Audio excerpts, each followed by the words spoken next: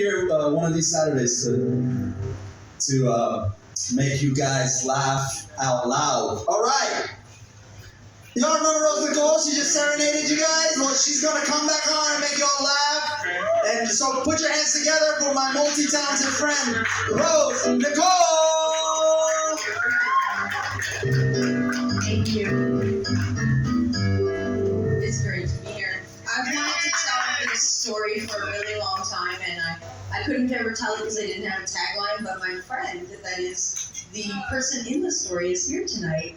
And so one time when we were like 18, we were at this really big party, and there was this guy, and he was from Oregon. He was on the lam from the law, and he was just kind of stopped over to party with us before he headed to Mexico. And he got really drunk, and he wanted me to kiss him, but I just met him that night, so I told him, no, I don't want to kiss you. And so he puts a gun in my face because I won't kiss him. And so you see why this was hard to write a tagline. My redheaded friend here, and let me just say that redheads, they're crazy. Both my stalkers, they were redheads. She gets in between me and the guy, and she talks him down.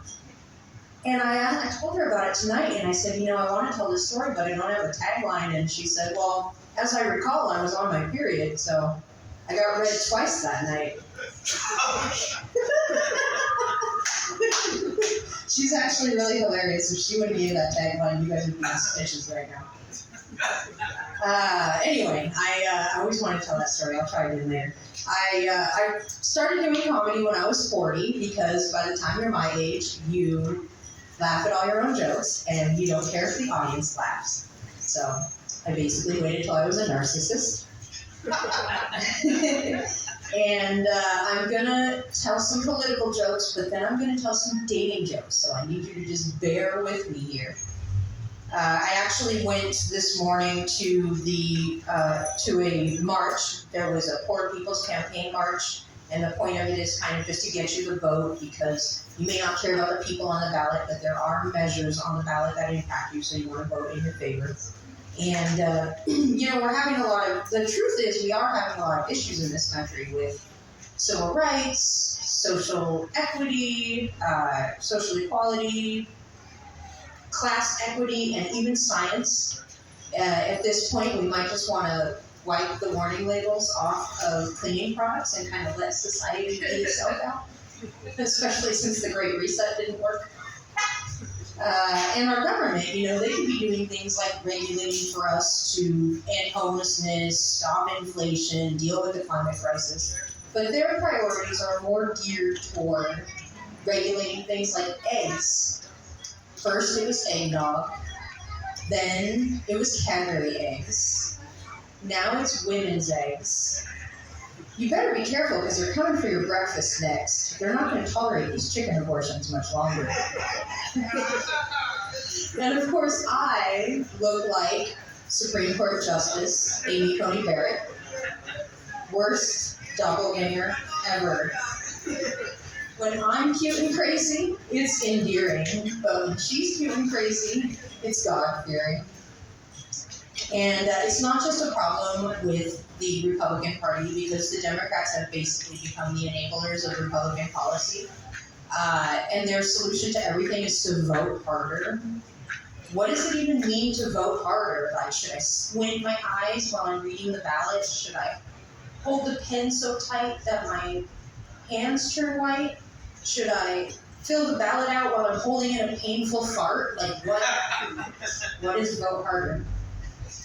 And, being a comedian that likes to do political jokes, I, like the American government, sometimes bomb. As we can see here tonight, the civilian casualties are the comedic audience. And so in full American spirit, I actually sent a video of the set to President Biden. I sent a video of the set to President Biden with a request for $700 million. And he sent me a response that said if I send him 2 proofs of residency from a Ukrainian address, he will cut me a check. And Zelensky, he actually is a comedian. And back in 2016, he used comedy to manifest everything going on today. He manifested being president, the war, the Nazis, all of it. He even manifested being the best paid comedian in the world, bringing in $700 million every 2 weeks from the United States. So I too want to use comedy to manifest my dream life. I would like to manifest a comedian husband so we can tour together, not Zelensky. But the only risk you run by, falling in love with a comedian is you go from being a hopeless romantic to someone who is just hopeless. I would also like to manifest a beach house in Southern California. So I'm going to go down there and buy a house in a poor neighborhood on a slight hill. And in about 10 years, with climate change and sea level rise, I will have my beachfront property. And I would like to manifest giving you guys the impressions you should be laughing at these jokes. And finally, I want to manifest a job where I'm singing. But I looked around in Sacramento, the only job you can get paid to sing is as a church singer. So I thought, well, I'm an agnostic tantric Buddhist, so maybe I could get paid to sing at a Buddhist temple.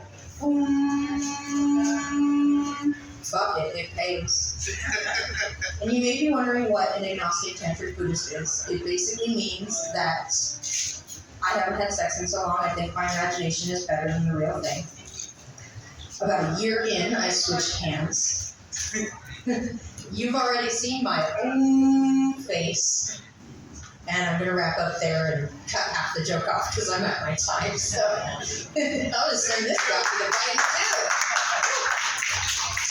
What's the call, everyone? When she forgets her name, she has a tattoo.